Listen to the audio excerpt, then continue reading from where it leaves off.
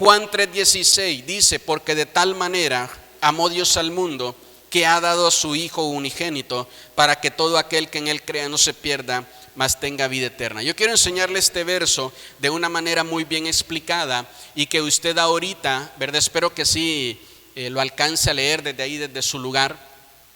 ¿Por qué hace referencia? Mire, a la mayor explicación que hay. De tal manera hace referencia a la mayor intensidad de algo. Amó es el mayor mandamiento que hay en la Biblia. Dios, el mayor ser. Al mundo, el mayor objetivo, porque ahí estamos todos, que dio el mayor regalo. A su Hijo unigénito, el mayor sacrificio. Para que todo, ese es el mayor alcance. Aquel que en Él cree, la mayor condición. No se pierda, la mayor condenación, mas tenga la mayor conquista, y vida eterna, la mayor esperanza. Hay un hombre que vivió que se llamó Martín Lutero. Martín Lutero llamaba a este pasaje de Juan 3:16 la mini Biblia. Él decía que toda la Biblia estaba resumida solo en este pasaje. Hace años escuché al pastor Jesse decir que si la Biblia tuviera un corazón, sería Juan 3:16. Si la Biblia fuera un cuerpo y tuviera un corazón que lo mantiene vivo, sería Juan 3:16. Porque usted y yo tenemos esperanza en la eternidad por lo que Jesús hizo. Pero este pasaje no solo habla de la acción de Jesús de ir a la cruz, sino que también habla del amor del Padre por dar a su Hijo por nosotros. El gran amor que el Padre ha tenido. Por eso dice, mire, porque de tal manera amó Dios al mundo. Nosotros tenemos que ver que el amor que Dios tiene por nosotros es grande, es inmenso. Es un amor que no está condicionado a nada que tú puedas hacer, ni bueno ni malo. Tú puedes hacer cosas malas y Dios ya te amó antes de hacer lo malo. Tú puedes hacer cosas buenas y eso no significa que Dios te va a amar y que Dios te va a poner una estrellita y te va a decir: eres buen hijo, eres mejor que el que está a tu lado, a ti sí, tú me caes bien. Dios no hace eso. Dios no hace esa parte. La palabra dice que ya Dios amó a todo el mundo, a todo el ser que en Él está, buenos o malos. Nosotros somos ahora los que nos toca recibir ese amor. Porque es como que tienes un gran regalo ahí guardado. Alguien te dio un regalo, ¿verdad? Este 31 de diciembre pasado, y tú lo tienes ahí y todavía no lo quieres abrir. Ahí lo tienes guardado y no lo quieres ir a ver, no lo quieres, ¿verdad?, destapar, no quieres ver lo que hay ahí adentro. Entonces hace años, antes de que tú y yo naciéramos, Dios ya había puesto un regalo para nosotros. Y ese regalo se llama el regalo de la salvación. Que usted y yo seamos salvos. Ahorita estamos vivos, ahorita tenemos a nuestra familia viva. Es ahorita el tiempo de hablar del poder de Dios. Es ahorita de hablar el poder de Dios. El poder que hay en nosotros por causa del pecado nos da muerte. El poder que hay en nosotros por causa del pecado nos da condenación. El poder que hay en el mundo por causa del pecado le da destrucción. Y todo hombre que muera sin Cristo, la palabra de Dios dice que lo que va a venir a su vida es perdición. Jesús vino para buscar a los que nos habíamos perdido. ¿Sabe qué? Hay mucha familia y mucha persona muchos familiares de nosotros que están perdidos y necesitan del amor de Cristo. Necesitan que alguien les diga: mira, de tal manera Dios te amó. Tú que te sientes ahorita sin amor, tú que te sientes ahorita, ¿verdad?, perdido, tú que te sientes sin esperanza, de tal manera ya Dios te ha amado. Andas buscando un amor en otras personas cuando tienes a tu disposición el más grande amor que alguien pueda tener por ti. El más grande amor que alguien pueda tener por nosotros es el de Dios. Porque escúcheme bien, no importa lo mucho que te ame una persona, no importa lo mucho que te ame tu papá y tu mamá, en algún momento ese mismo gran amor te va a lastimar. Ese mismo gran amor te va a defraudar. Ese mismo gran amor te va a herir. Pero el amor de Dios nunca va a hacer eso. El amor de Dios te va a encontrar herido y te va a sanar. El amor de Dios te va a encontrar solo y te va a llenar. El amor de Dios te va a encontrar perdido, sin rumbo, sin dirección, y le va a dar una dirección clara a tu vida. Necesitamos el amor de Dios.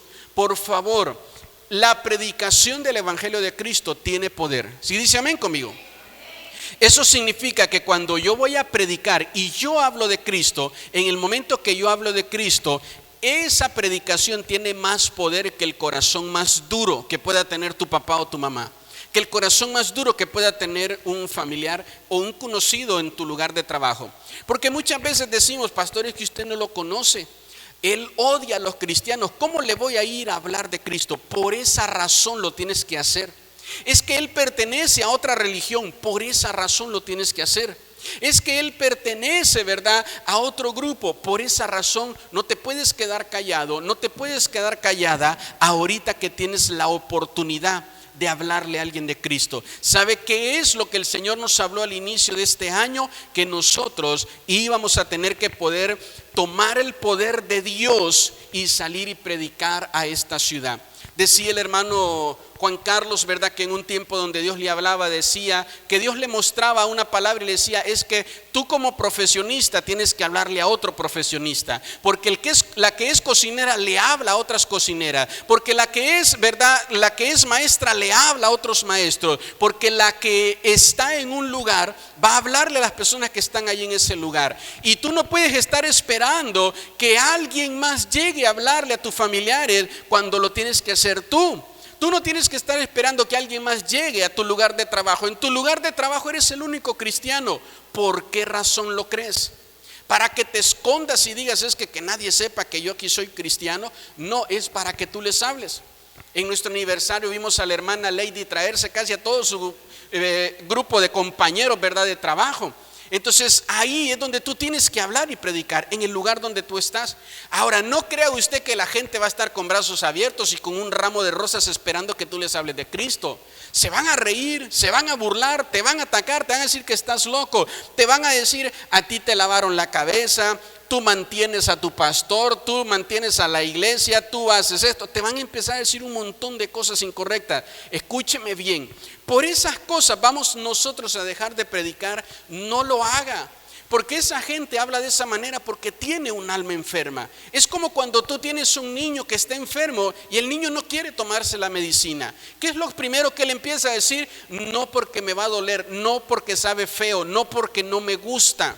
Y se está muriendo y no quiere el medicamento. Lo mismo pasa con aquellos que no tienen a Cristo en su corazón. Se les está muriendo el alma y no quieren saber nada de Jesús.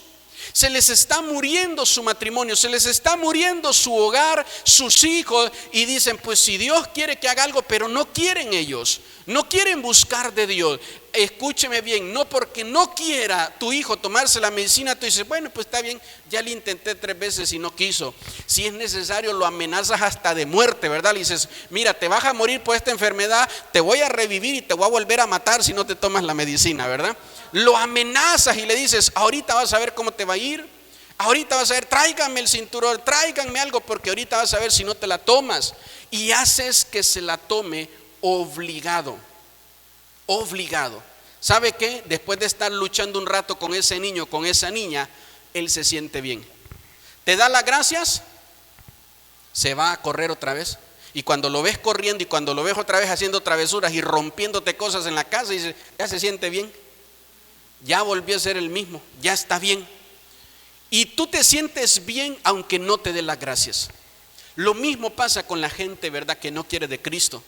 La gente que te dice no y no y no y no y no y no. Mire, aunque te diga que no, hazlo. Ve otra vez las veces que sean necesarias y diles que Cristo les ama. Dile que es tiempo de que pueda entregar su vida a Cristo.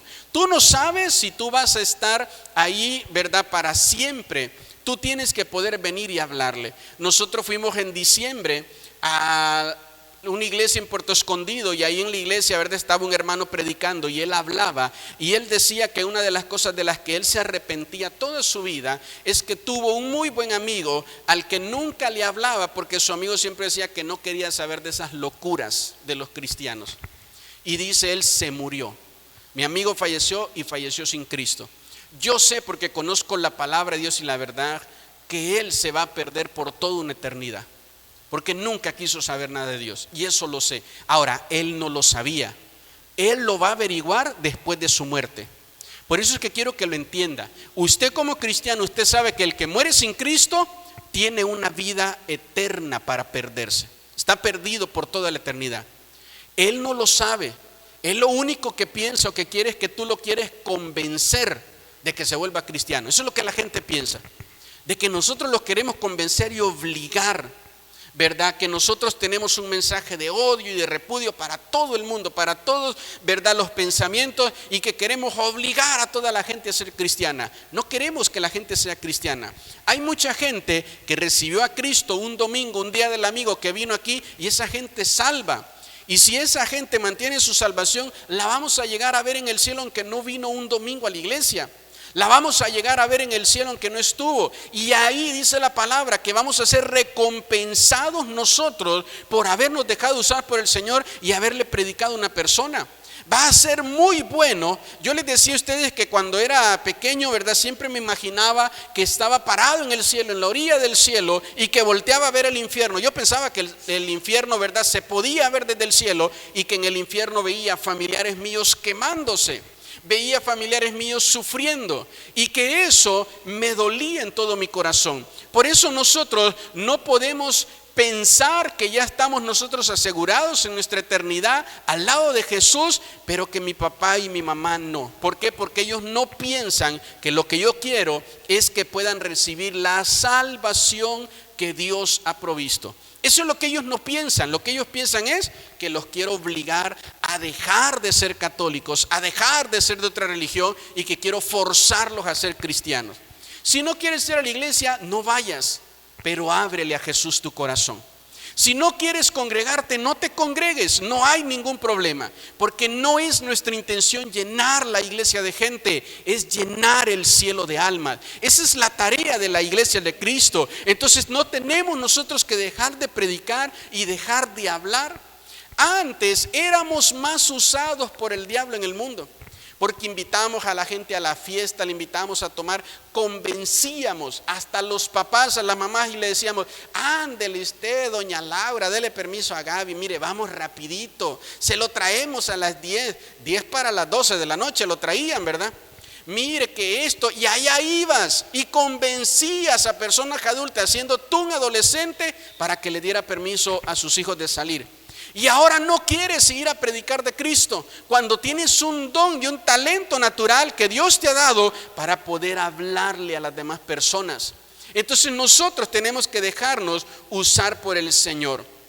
La palabra de Dios dice en Efesios 2:3 que éramos, ¿verdad?, por naturaleza hijos de la ira. Ahora, dése cuenta que dice ahí la palabra por naturaleza, no dice por imitación. No dice por ejemplo, ni tampoco por un título o porque te lo hayas ganado en la rifa. Nadie es rebelde de esa manera.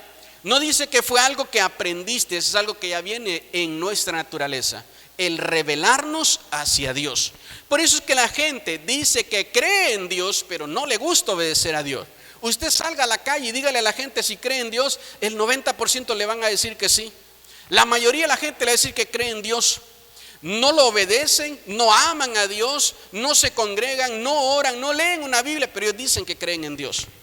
Hay gente que a veces saliendo de alguna iglesia, ¿verdad?, en otros grupos, en otras religiones, salen de la iglesia y en la puerta de la iglesia prenden su cigarro, porque ya están con la ansiedad de que quieren un cigarro. Y pensaron, ¿verdad?, que por ir a la iglesia ya cumplieron. Es gente que va a la iglesia, pero es gente que no ama a Dios. Y Jesús contó una parábola sobre estas personas.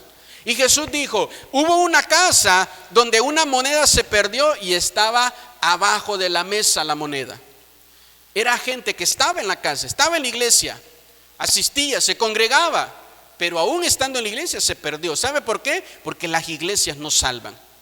Ningún grupo salga. Algún grupo que te diga: mira, si dejas de hacer esto y esto y esto y esto, vas a perder tu salvación, te vamos a expulsar, te vamos a correr y te vas a ir directito al infierno. Ninguna iglesia ni ningún pastor tiene la salvación. Nadie salva. No te vas a salvar por pertenecer a un grupo, como anda un grupo diciendo que solo los que pertenezcan a su religión o a su secta, mejor dicho, son los que van a salvarse y a ir al cielo.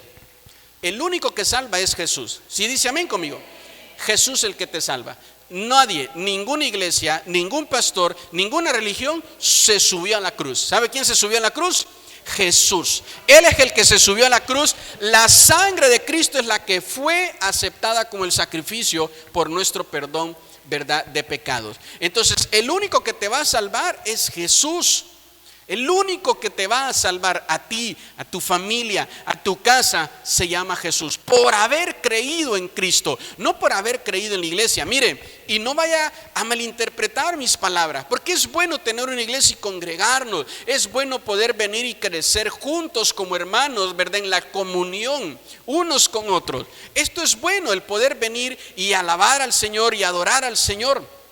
Hay muchas personas, como dice el libro de Hebreos capítulo 10, que dejan de congregarse y corren el peligro, corren el riesgo de ser engañados, de ser seducidos otra vez por el pecado y por aquellas cosas que Dios ha sacado de su corazón.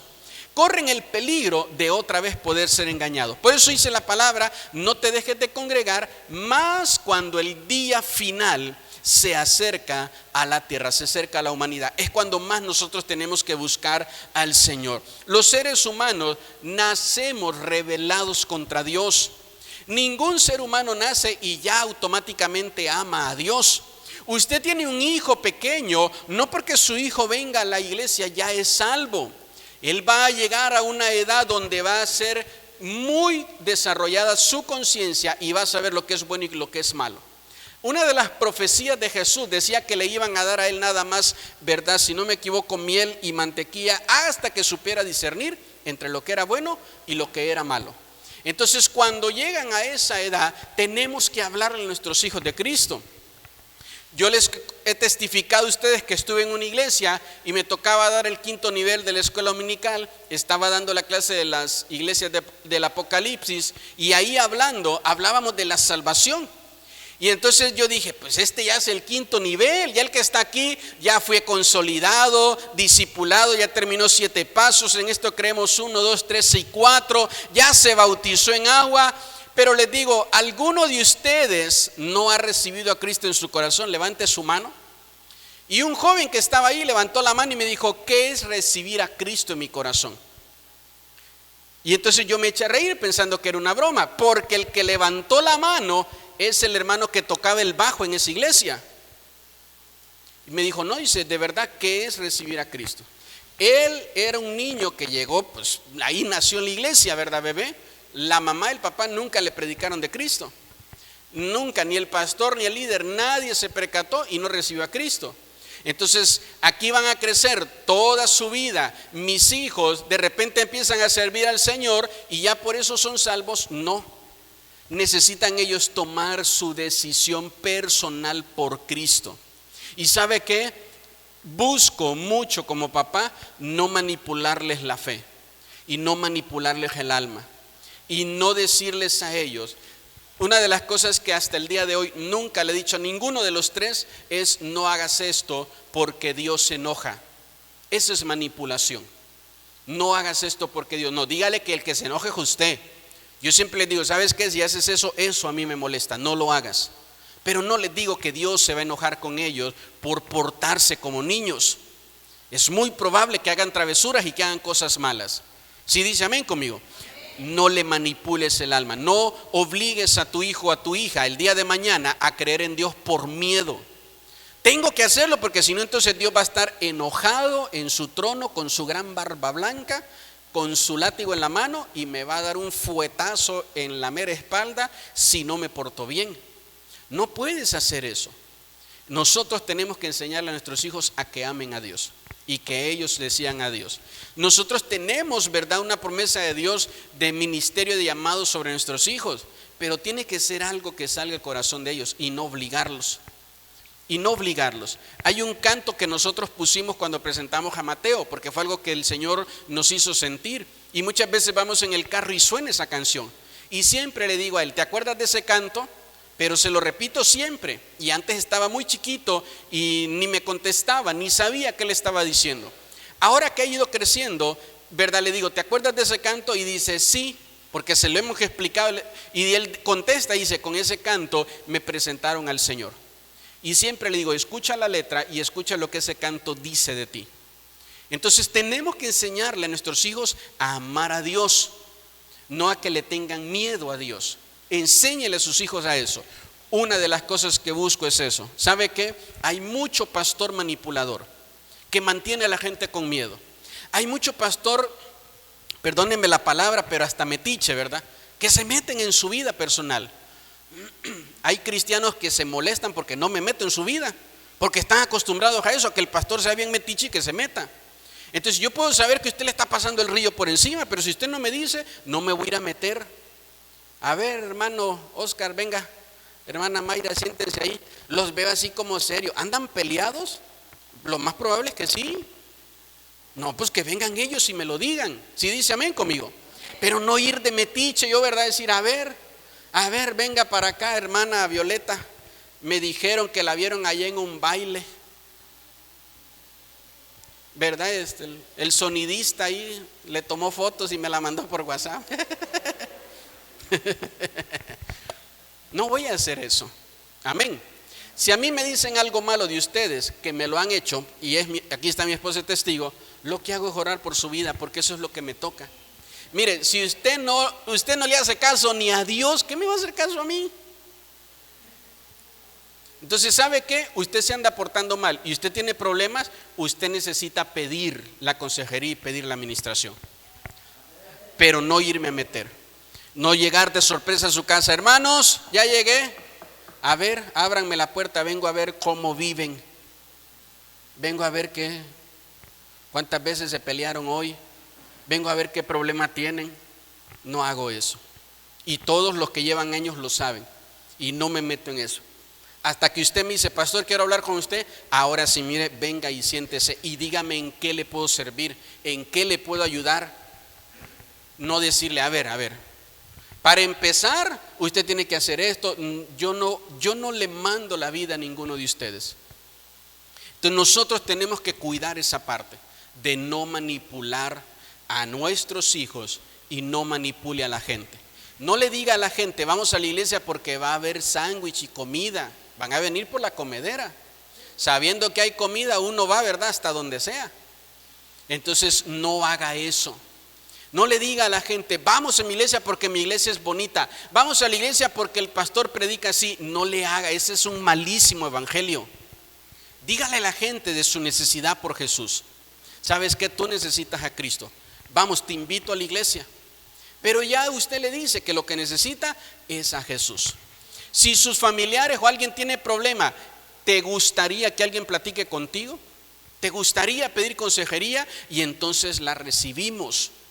Pero nosotros tenemos que poder quitarnos ese temor o ese miedo de estar hablando y estar predicando de Cristo. Se nos hace muy fácil decir, un montón de gente se está muriendo, pero en algún momento te topaste con alguno de ellos y hasta dices, a este yo lo conozco, este que salió en el Facebook que lo acaban de matar, yo lo conocí. Y le hablaste de Cristo, le hablaste de que Jesús lo amaba, le hablaste de Él.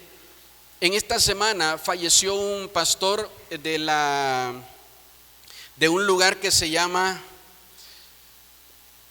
¿cómo se llama? El Ciruelo.